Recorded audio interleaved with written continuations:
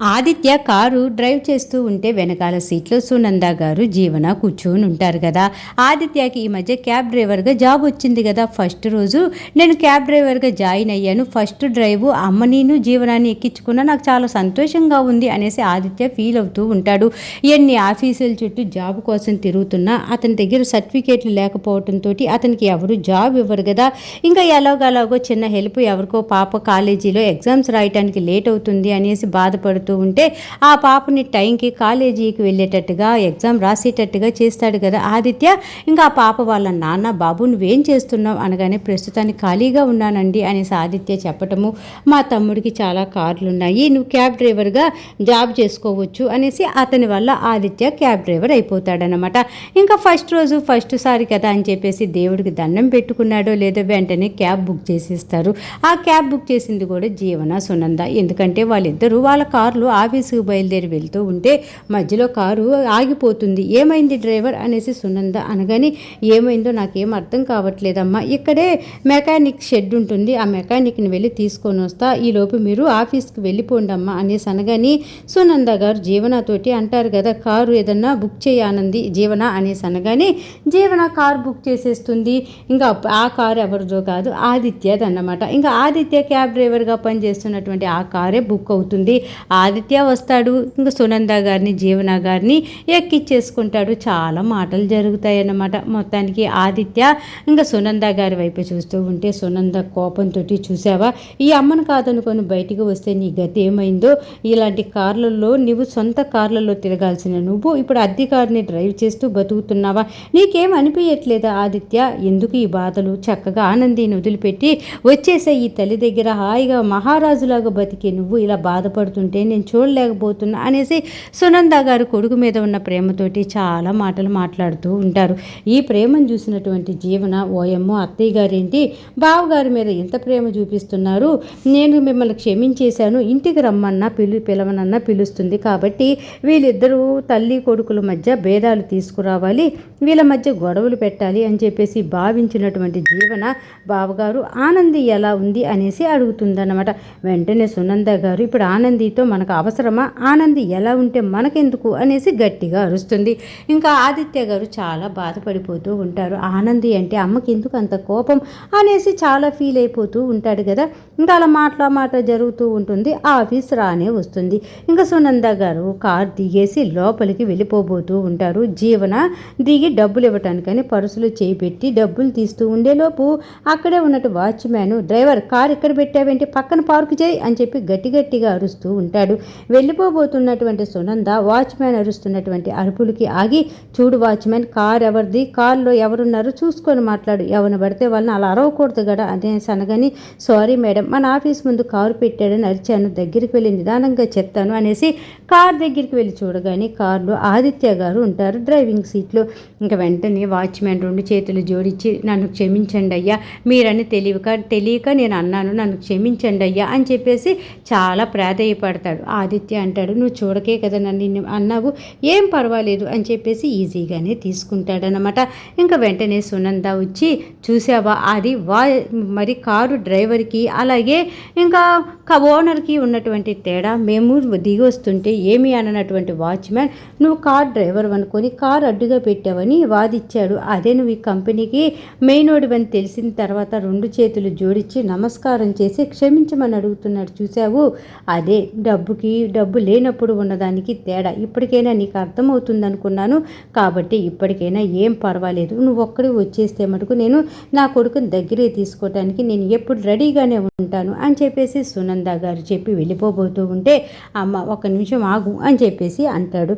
ఇంకా వెంటనే ఆగుతుంది సునంద. ఏంటి అది, ఏం మాట్లాడాలనుకుంటున్నావు అనేసి అనగానే, చూడమ్మా, నువ్వు ఆనందిని వదిలిపెట్టి రమ్మంటున్నావు కదా, ఒకసారి గుర్తు తెచ్చుకో, ఆనంది మీద మనం లేనిపోని నిందలు వేసి ఇంట్లో నుంచి పంపించేసినప్పుడు తను ఒక లాయర్ ఉండి కూడా మా అత్తయ్య మా ఆయన నన్ను ఇలా అంటున్నారు అనేసి కేసు పెట్టి మనల్ని ఇబ్బంది పెట్టవచ్చు, కానీ తను అదేం చేయలేదు, సైలెంట్గా ఆ బాధలు కష్టాలు అనుభవించిందే తప్ప ఏ రోజు మనల్ని చెడుగా చూడలేదు కదా.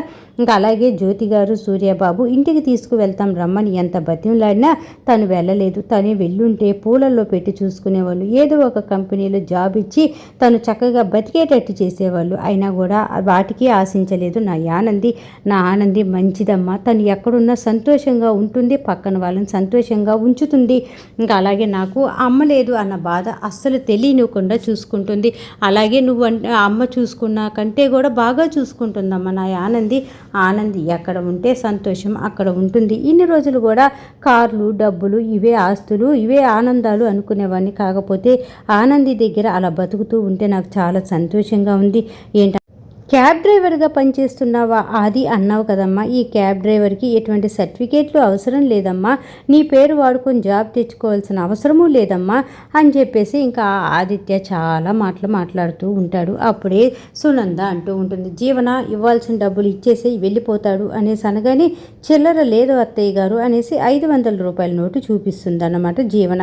అప్పుడు వెంటనే సునంద గారు అంటూ ఉంటారు, ఏం పర్వాలేదు, ఆ అమౌంట్ ఇచ్చేసేయి అనేసి అనగానే ఆదిత్య అంటాడు, మీకు ఇవ్వాల్సిన మీరు ఎంతైనా ఇచ్చేటువంటి స్తోమత మీ దగ్గరున్నా ఎంత పడితే అంత తీసుకునేటటువంటి గుణం నా దగ్గర లేదు, కాబట్టి నాకు ఎంత కావాలో అంతే తీసుకుంటా అనేసి 500 కాగితం తీసుకొని తనకి ఎంత రావాలో అంత తీసుకొని మిగతా చిల్లర ఇచ్చేస్తాడనమాట జీవన చేతికి.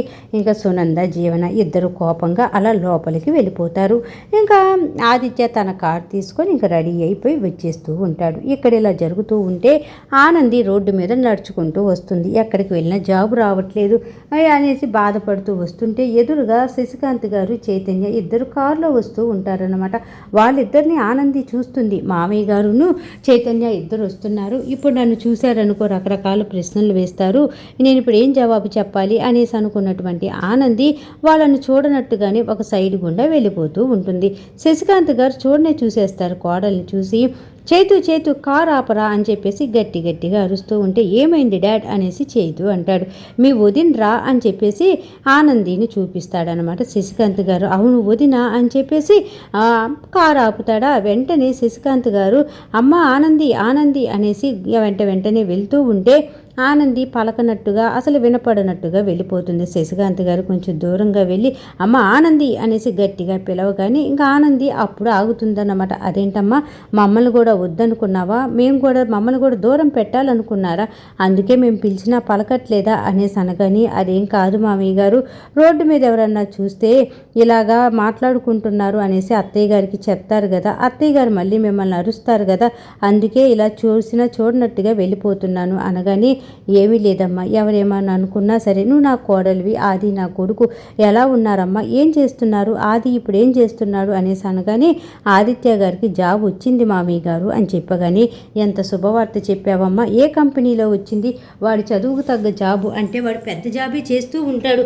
నాకు తెలుసమ్మా వాడు సాధిస్తాడని అనగానే, మామయ్య గారు మీరు అనుకుంటున్న విధంగా కంపెనీలలో వాటిల్లో జాబు రాలేదు, ఆదిత్య గారు క్యాబ్ డ్రైవర్గా చేస్తున్నారు అనగానే, చైతన్య కొంచెం ఏంటి వదిన మీరు చెప్పేది, క్యాబ్ డ్రైవర్గా చేస్తున్నారా అన్నయ్య అనగానే, అవును చైతన్య, ఏ ఆఫీసులో వెళ్ళినా జాబ్ ఇవ్వాలి అంటే అతని సర్టిఫికేట్లు అడుగుతున్నారు, మీకు తెలిసిందే కదా ఆదిత్య గారు కట్టుబట్టలతోటి ఇంట్లో నుంచి బయటికి వచ్చేశారు, కాబట్టి సర్టిఫికేట్లు లేవు అనేసి వెతుక్కుంటూ ఉంటే క్యాబ్ డ్రైవర్గా జాబ్ వచ్చింది, ఇంకా కాకపోతే ఆదిత్య గారు చాలా సంతోషంగా ఆ జాబ్ చేస్తున్నారు, నాకు మటుకు చాలా బాధ వేసింది అనేసి ఆనంది చెప్తూ ఉంటే, ఎందుకమ్మా బాధపడేది, ఆదిత్య బయటికి వచ్చేసినా నేను ఇలా బయటకు వచ్చేసా, నా దగ్గర ఇప్పుడు డబ్బులు లేవు, జాబు లేదు అని కుంగిపోకుండా ధైర్యంగా నాకు నా భార్య ఉంది, నా భార్యని పెంచాలి అంటే నేను ఏదో ఒక పని చేయాలి అనేసి వాడు క్యాబ్ డ్రైవర్గా వెళ్ళటానికి కూడా వెళ్తున్నాడు చూడు, వాడమ్మ నా కొడుకు మగాడంటే అలాంటి భర్త దొరికినందుకు నువ్వు చాలా సంతోషపడాలి తల్లి, చేస్తున్న జాబుదేముంది,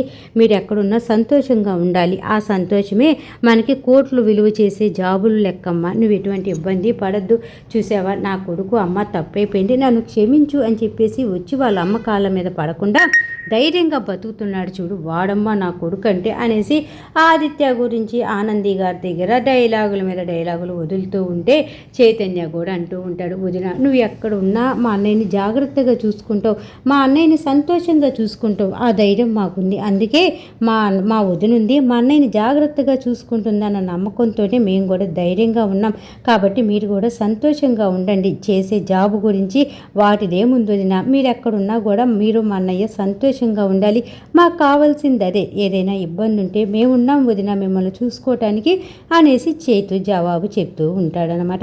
ఇంకా ఆనందిజ మాట్లాడుతూ ఉంటుంది, శశికాంత్ గారు చైతన్య ఏదో అనబోతూ ఉంటారు. అలా ముగ్గురు కలిసి డిస్కషన్ పెట్టుకుంటూ ఉంటారు. ఈరోజు సీరియల్ ఎపిసోడ్ అయిపోయిందనమాట. మొత్తానికి సీరియల్ బాగుంది, అర్థమైంది అనుకుంటే మర్చిపోకుండా నా ఛానల్ని లైక్ చేయండి, షేర్ చేయండి, సబ్స్క్రైబ్ చేసుకోండి. అలాగే కింద బెల్ సింబల్ ఉంటుంది కదా, దాన్ని గట్టిగా ఒక బాదు బాధేసేయండి. రేపటి ఎపిసోడ్లో మళ్ళీ కలుద్దాం. అంతవరకు ఉంటా మరి, బాయ్.